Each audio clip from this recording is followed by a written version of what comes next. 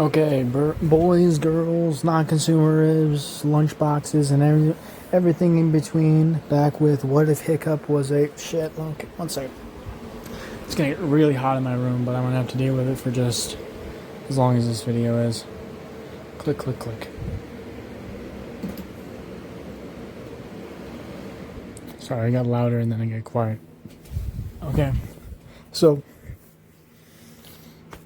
last time we left off, we basically explained everything that was going down with his power system and the world itself.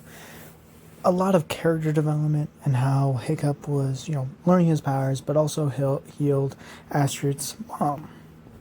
Basically changing his standpoint from like this just person that everyone kind of don't like and kind of sees as like not a warrior and weak, to a person that the younger people, particular children, like between the ages of like 5 and 12, liked and like saw as like a good person, because usually they've saved their mothers, their fathers from grave injuries. But the older generation still saw as weak because of the obviously healer persona. We left off with Hiccup basically seeing a younger child in the top of his building set on fire by one of the dragons. Let's start the video. As Hiccup doesn't really react slowly anymore. He realized that in his life of business of getting literally dragged down by dragons, slashed and burned by injured dragons, that he has to react incredibly fast. So, first things first, try the door. He runs up as he tries to unlock the door, but it's stuck because of the fire. He looks into the window itself as logs are on it, as he just rushes in and jumps through the window, cracking the glass itself using his cloak as a shield. He runs in, he says, shit. A little smoky in here. As he runs up the stairs, grabbing up the staircase, as he starts running. He sees the kid as he's trapped by logs itself. As he's like, one of the logs are on his foot. As he's trying to drag basically the log out, as he's getting his flesh burned. As he runs up and grabs the log and just starts to move it up slowly but surely, as his hands are getting burned, but it's minor at best. He chucks the logs forward as he grabs the kid and puts it onto his shoulder and jumps out the window. Realizing that the best course of action is not to go back down. As he hits the ground, he feels water land on top of him as he sees Astrid, Snot Loud, the twins, and I gotta remember all their names next time, hit the building with water as it starts to take out, as he puts the kid down, basically saying, good job for surviving. I gotta do some other things. As he starts to run, he starts to move, he starts to do stuff, as he grabs children after children from collapsing buildings and stuff like that. But on the outer edge of that, he starts to free dragons and heal them and say, go to my island. Basically giving them like a free pass to leave. He couldn't save everyone. He knows this 100% of the time, and he understands this completely and understandably. He can't save everyone.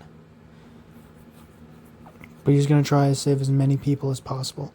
As he runs, as a monstrous nightmare, he sees below flames as he grabs his cloak as it hits the cloak itself, going around his... Is there an alien trying to get my ass? As the flames go around it, he's like, fuck. He backs up a little bit as the monstrous nightmare tries to get closer to him, as he looks into his eyes as Hiccup stops.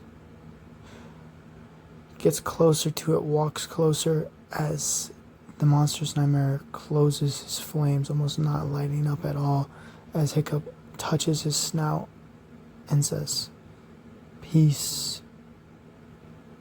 Peace, my child. As the monster's nightmare gets closer and closer, as it almost looks like it's about to, like, not even, like, snap at him, but, like, go up to his head and, like, set his head next to Hiccup's. As all you hear is a yelling noise of a man bigger than life itself. Ah! Ah! As the monster's nightmare starts to fly away, as Hiccup, the best thing he can do, lay on the ground, grab his cloak and put it over his face. That's the best thing he could do. He's like, fuck. Did he see? As he sees the chief.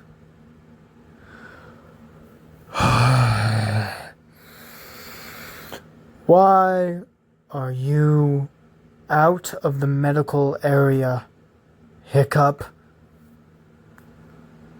He cloak moves a little bit as some soot is on his face, and some of his hair is a little bit on fire. Were on fire. Yes, Father? Get up.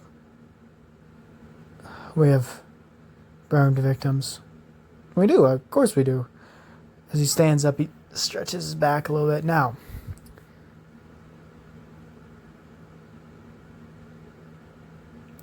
productive night, it seems like. Productive night. Seems we did a good job. Like puts a fist out and starts elbowing into his, like, his stomach. Hiccup. You can't be out here in this moment. What are you even... just, doing the normal stuff, helping, bandage, getting the dragons, killing them, bro. Yeah, got the business, Gotti. Go to the medical tent. Go. As he puts his hands in his pocket and starts walking back to the medical tent, as he sees Snotlat say, yeah, go back to the medical tent. That's the only place you're good at. Snotlat, if you start talking shit to me, it'd be a cold day in hell before you're more useful than me. As he keeps on walking, Snotlat says, what the fuck? As he walks back to the medical tent, there is a decent amount of burn victims, but also, like, just dragon victims in general. But there's a lot less than there has been year after year after year, it seems like. Stoic is actually wondering why. The overall consensus of it is that the dragons are that we are killing and capturing more and more dragons. They're not actually, to the point where they can't send out as many scout units and attacking units. For this time, winter, for them at least, is not as brutal as it has been for last year and the year before that and the year before that. As Hiccup his left arm is completely red. You can see the light from his arm as he's covering it up with bandages, healing. Basically him healing. We talked about that last time, how gold is minor injuries and that's a minor pain. Red is a severe injury and that's a lot more pain, and black is life-threatening. It seems like it wasn't too bad, but overall it was gold. It started out pretty gold around his arm, and then roughly around his, like, elbow region all the way down to his wrist, it's about red. His leg is completely gold, as well as there's a little golden mark on his face. As a person opens up the door, a blonde woman, one of her eyes covered as she's carrying an axe. He looks, Astrid, I see that you are here in my healing center. Looks over as one of the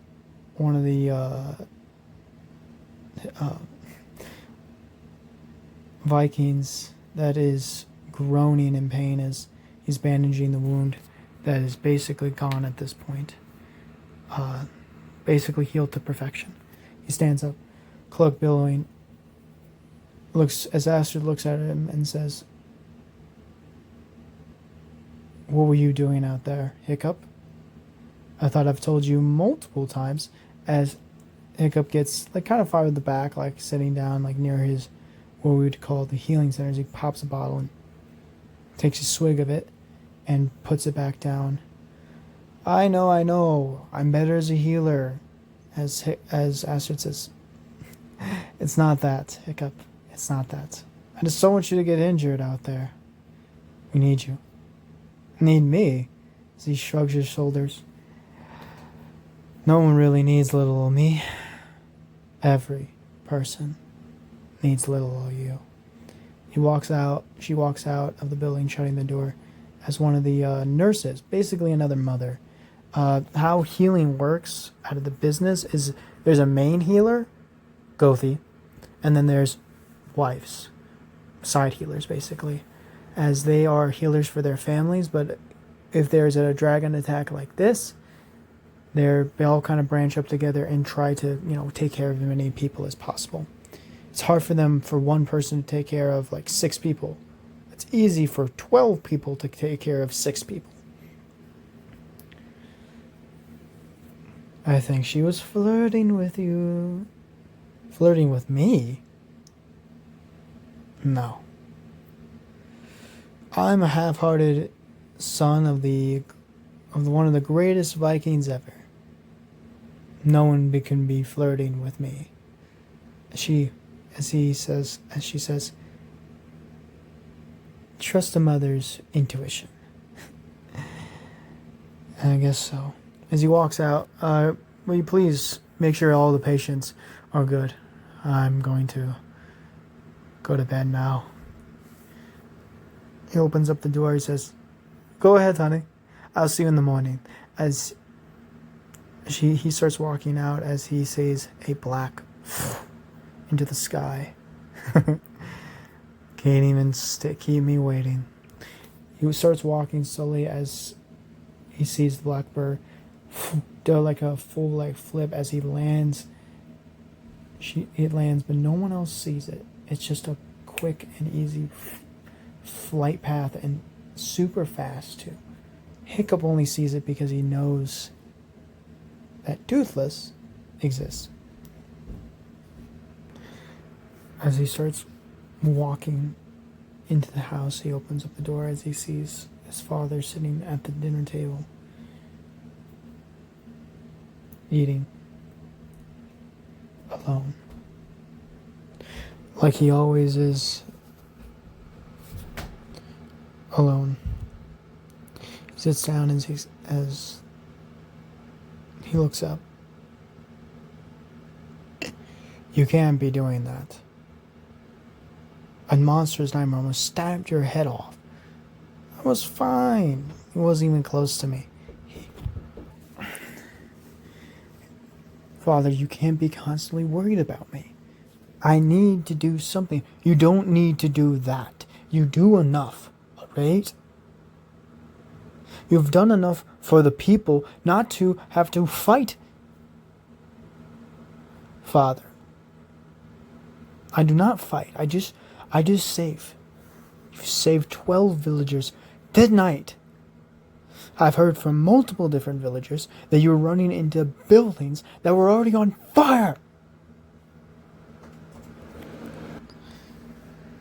Multiple burning buildings.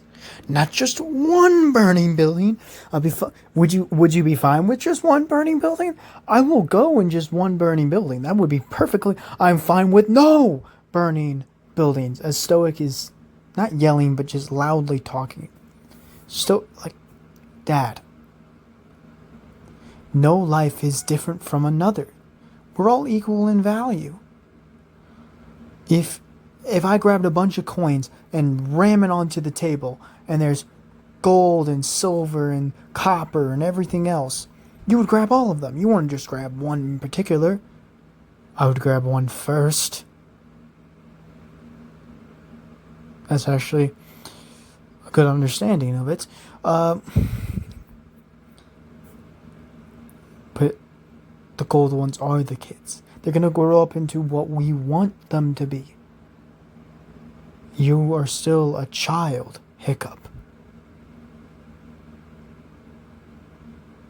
An amazing one at that. You've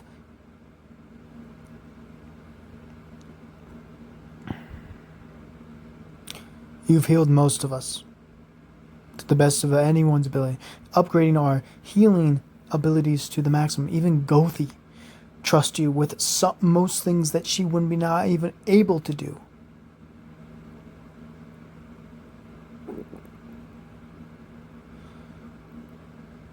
So please, you are one of my top priorities, my son. Please. He takes a deep breath. Take care of yourself. I do. As he eats his food, as they both go to bed, as he goes to bed, as he gets out of his window, slowly shutting it quietly, as he says, as he whistles quietly. I can't whistle.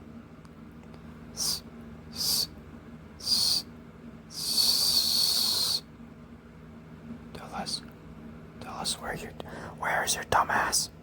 Get out here. His Toothless is right behind him. Okay. Are you ready? He hops on Toothless as you see something different. He doesn't have a saddle, bareback. As he, boom, launches off, as flies super fast as he's moving, as he's going through the trees as fast as possible. I always like this, as he grabs Toothless's back scales, as he does a flip as he starts flying off to the island. He lands, as he claps his hand, and he says, okay. As he sees monstrous nightmares, he sees gronkles, he sees whispering deaths, he sees the shriek.